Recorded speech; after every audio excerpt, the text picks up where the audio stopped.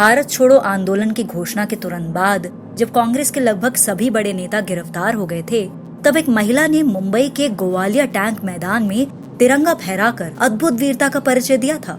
ये महिला कोई और नहीं बल्कि अरुणा आसफ अली थी, जिनकी गिरफ्तारी के लिए अंग्रेज सरकार ने 5,000 रुपए का इनाम रखा था।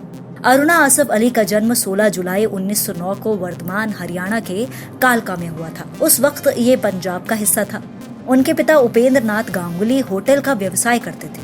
आर्थिक रूप से संपन्न परिवार में जन्मी अरुणा गांगुली का बचपन संपन्नता में गुजरा। उनकी प्राथमिक शिक्षा लाहौर के प्रतिष्ठित सेक्रेड हार्ट कॉन्वेंट स्कूल में हुई और फिर वह उच्च शिक्षा के लिए नैनीताल चली गई।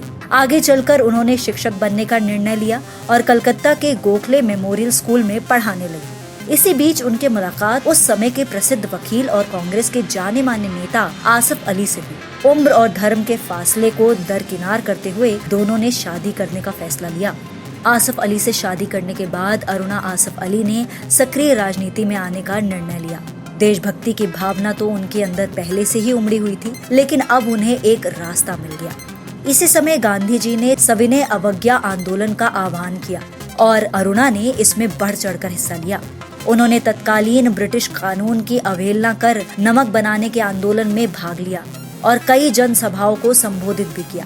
कांग्रेस के अन्य नेताओं के साथ साथ अरुणा आसफ अली को भी गिरफ्तार कर लिया गया। आंदोलन का अंत होने पर गांधी इरविन समझौते के तहत सभी राजनीतिक कैदियों को रिहा करने का ऐलान किया गया, लेकिन अरुणा आसफ अली को रिहा नहीं किया गया। उनकी रिहाई की मांग उठने लगी।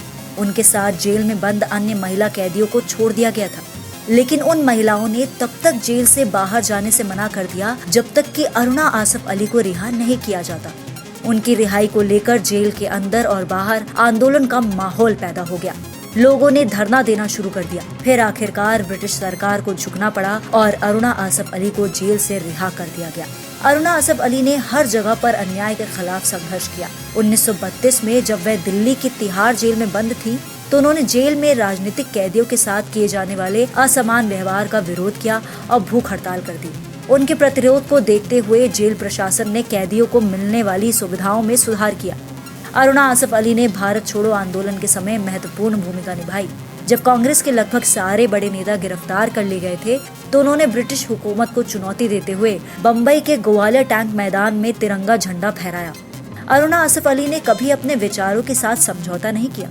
जब कांग्रेस समाजवादी पार्टी से उनके विचार नहीं मिले, तो आजादी के बाद 1948 में वह समाजवादी पार्टी में शामिल हो गई। फिर 1950 में उन्होंने कम्युनिस्ट पार्टी में शामिल होने का फैसला लिया, लेकिन कुछ नीतिगत भिन्नता के बाद इसे भी छोड़ दिया। 1958 में उन्हें दिल्ली की प्रथम निर्वाचित महापौर बनने का मौका मिला और उन्होंने शहर के विकास के लिए बहुत कुछ किया। हालांकि 1964 में वह फिर से कांग्रेस में शामिल हुई, लेकिन सक्रिय राजनीति में नहीं रही। उनके कामों को देखते हुए राष्ट्रीय और अंतर्राष्ट्रीय स्तर पर उन्हें पुरस्कार प्राप्त हुए। उन्हें पद्म भूषण पुरस्कार दिया गया। 1964 में उन्हें अंतर्राष्ट्रीय लेनिन शांति से सम्मानित किया। 1996 में 90 साल की उम्र में इस असाधारण महिला की मृत्यु हो गई। 1997 में मरणोपरांत अरुणा आसफ अली को भारत के सर्वोच्च नागरिक सम्मान यानी भारत रत्न से सम्मानित किया गया।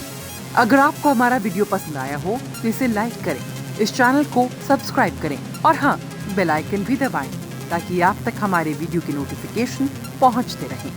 हमसे जुड़े रहने के लिए अपने सुझाव हमें कमेंट बॉक्स में देते रहें। हमें आपके सुझाव का इंतजार रहेगा। हमारे साथ जुड़ने के लिए धन्यवाद।